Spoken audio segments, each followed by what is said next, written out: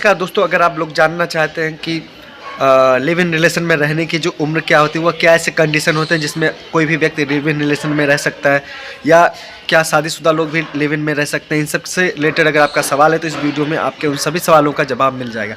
Actually Punjab and Haryana high court का मामला होता है जिसमें होता क्या है, जो दो कपल होते हैं यानी कि पुरुष और जो स्त्री यानी कि लेडीज़ होती है, वो दोनों लिव इन रिलेशन में रहते हैं। लेकिन इसमें ट्विस्ट ये होता है कि जो पुरुष होता है वो शादीशुदा होता है। वो बताते हैं हाई कोर्ट को कि हम सितंबर से लिव इन रिलेशन में रह रहे हैं, लेकिन जो पुरुष होता है वो ऑलरेडी शादीशुदा होता है और उसके एक बच्चे भी होते हैं। चूँकि महिला का कहना होता है, जो याचिकाकर्ता होती है, कहती हमें पुलिस प्रोटेक्शन चाहिए, इसलिए चाहिए क्योंकि जो जिस पुरुष के साथ में वो लिव इन रिलेशन में रह रहे हैं, उसकी जो वाइफ है उसके घर वालों द्वारा हमें धमकाया जा रहा है और जान से मारने की धमकी दी जा रही है।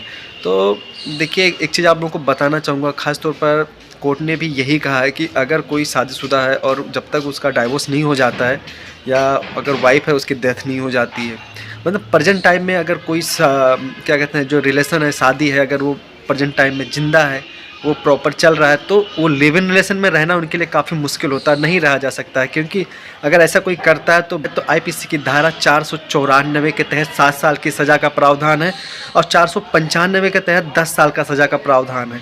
देखो, 494 तो चलो कंपाउंडेबल है, मान लेते हैं। अगर इसमें पुरुष या स्त्री जो होती है, पति या पत्नी होती है, उसकी जिसके अगेंस्ट होता है, तो उसकी सहमति से तो उसको कंपाउंड किया जा सकता है। लेकिन जो 495 जिसमें 10 साल का सज़ा का प्रावधान, उसको नॉन कंपाउंडेबल बनाया गया, यानी कि एक दंडनीय अपराध माना गया है। तो कोई भी लिव इन रिलेशन में रहने से पहले ये चीज़ ज़रूर ध्यान रखें।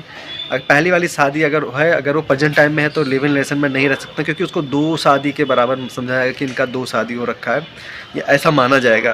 क्योंकि एक के रहते हुए दूसरी शादी, खासतौर पर अगर कोई हिंदू है तो मुश्किल है, उसके लिए उसको वैध नहीं माना जाएगा दूसरे वाले को। इस केस में और होता, चूँकि जो इसमें हस्बैंड वाइफ होते हैं वो पटियाला कोर्ट, ट्रायल कोर्ट में अपनी डाइवोर्स याचिका डाल रखे होते हैं, लेकिन रिकॉर्ड में कुछ ऐसा नहीं आता है जिससे ये कंफर्म हो सके कि इनका डाइवोर्स हो गया। उससे ये पता चलता है कि और डाइवोर्स की पिटीशन पड़ा हुआ है लेकिन वो लंबित है। ऐसा कोई डाइवोर्स के लीगल कोई ऐसा क्लियरेंस नहीं होता है, कोई लीगल ऑर्डर नहीं होता है जिससे ये समझा जाए कि इनका डाइवोर्स हो चुका है। और जिनका डाइवोर्स हो जा सकता है या हो गया है, तो वो स्वतंत्र हो जाते हैं लिव इन रिलेशन में रहने के लिए।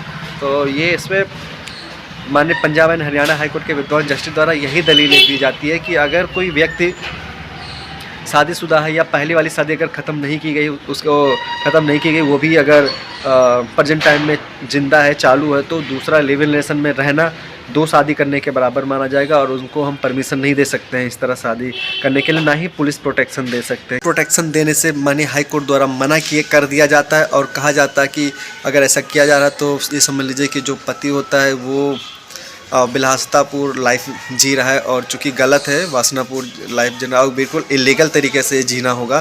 तो यही कहते हुए याचिका खारिज कर दिया जाता है माननीय हाई कोर्ट द्वारा। दोस्तों, इससे यह स्पष्ट होता है कि अगर कोई भी व्यक्ति पहली शादी के रहते हुए दूसरी शादी या लिव इन रिलेशन में रहता है तो इलीगल है, जिसके तहत उसको 7 साल से लेकर 10 साल के सज़ा का प्रावधान है। 494 के तहत 7 साल का सज़ा का प्रावधान है और आईपीसी की धारा 495 के तहत 10 साल सज़ा का प्रावधान है। तो इनसे अगर आप लोग बचना चाहते हैं तो सबसे पहले ये सुनिश्चित कर लें कि आपकी जो पहले वाली शादी है या तो डाइवोर्स हो गया, या वाइफ नहीं है, उसकी डेथ हो गई है, तो ही आप लिव इन रिलेशन में रह सकते हैं। या आप बिल्कुल शादी नहीं हुए, कुंवारे हैं, तो आप लिव इन में रह सकते हैं। आपको पुलिस प्रोटेक्शन भी मिलेगा। साथ में ध्यान रखना, आपकी जो उम्र है वो 18 वर्ष से अधिक होनी चाहिए, 18 वर्ष से कम नहीं होनी चाहिए। जय हिंद।